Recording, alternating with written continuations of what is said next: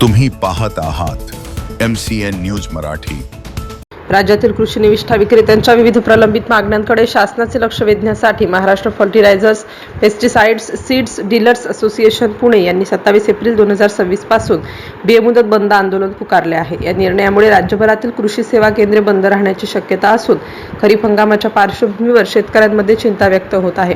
संघटनेच्या माहितीनुसार गेल्या 4 ते 5 वर्षांपासून विविध अडचणी व मागण्यांबाबत कृषी विभागाकडे सातत्याने पाठपुरावा करण्यात आला, मात्र अद्याप ठोस निर्णय झालेला नाही। त्यामुळे अखेर राज्यव्यापी बंदचा निर्णय घेण्यात आला आहे।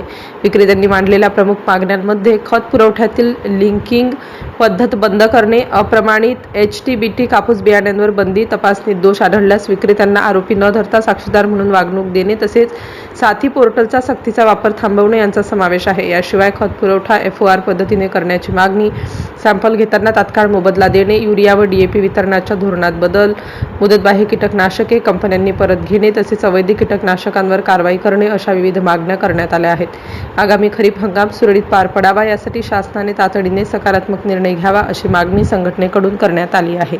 MCN न्यूज मराठीकरिता विश्वास कुटे, वाशिम।